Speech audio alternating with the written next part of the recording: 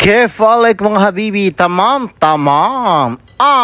At dahil nga for today's video ay hindi pa nauubos ang ating budget bilang isang OFW, no? So nandito tayo sa BBL, Busuanga Bay Lounge. Ayan, so sa mga Busuangueño ha, shout out. Okay, so alam nyo ba na ang mga Busuangueño ay kilala sa paggawa ng bulad, tuyo sa Tagalog, at sa kanila naman ang tinatawag na habang kinakain ko to, ang tawag sa kanila dito ay lamayo. So sineserve nila ito every breakfast. Ayan, marinated sa garlic, pepper, at saka ano sinabi niya? Isa pa, harina yata.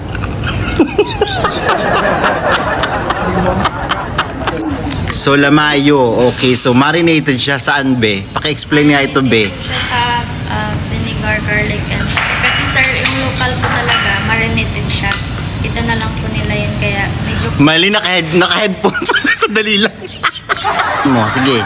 Sa marinated, local po na fish yung dangit. So, okay. Marinated po siya sa vinegar, garlic, and pepper. Then, dito po kasi sa amin, parang ina-add na nila. Kaya para maging crunchy yung lamayo, nilalagyan po nila ng mix po na may harina po. May harina or something. Masarap siya. So, ito yung pinakang well-known na yes, lamayo dito sa ano, yes, no? Po. Pag magbibili niyo po siya, basa po yan. Basa ito? Yes. Okay. Ang sarap. Boneless, no? Pero yung iba, may part na... Yung part po ng head, may tinik-tinik. Okay, so ang aga po natin, 6:10 a.m. in the morning here in the Philippines. Ayan. So nakita nyo naman yung view, oh. Diba? Ang ganda. Alam nyo na, BTS. yes, yo. Ang aga, hello Philippines. Alam nyo na. First time po natin nagkakanin sa umaga. At anang buhay ko ngayon lang kumain ng kanin sa umaga. Puro betlog. At saka tingnan nyo naman, no? Diyan lang umiikot yung camera kanina pa, diba? Napakaganda. Gawin mo dyan, kumain ka muna, Marlon. Alam nyo ba, mga habibi, no? Nagtataka ako sa sarili ko. Bakit sa tuwing gagala tayo ay napakaaga natin, promise? At sa tuwing papasok naman tayo sa trabaho, ibang pasukan ang iniisip nyo, ha? Sa tuwing papasok tayo, every time na papasok tayo ng trabaho, bakit lagi tayong tamad gumising at madalas late pa, diba? Pero pagdating sa galaan, sa lakwartya, ibang-iba talaga tayo, talagang napakaaga natin. Alam nyo yan. At lalong-lalo na ngayong araw na to, promise. Sobrang napaka-espesyal ng araw na to dahil pupunta lang naman tayo sa isa sa pinakasikat dito sa Palawan, ang Coron.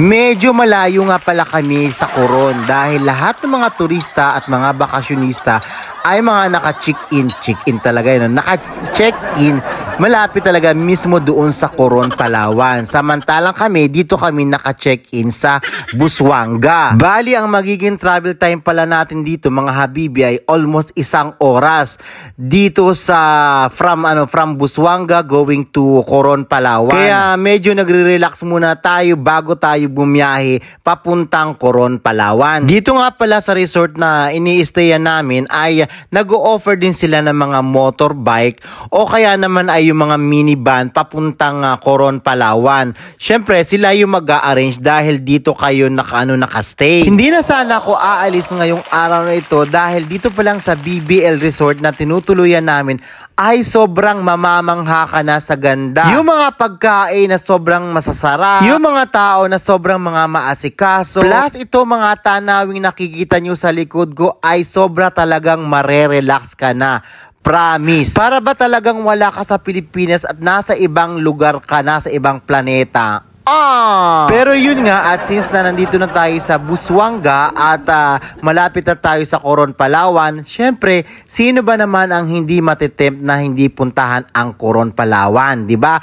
So eto na nga, di ba, nagre-relax na yung mga daliri ko, kaya let's go to Coron!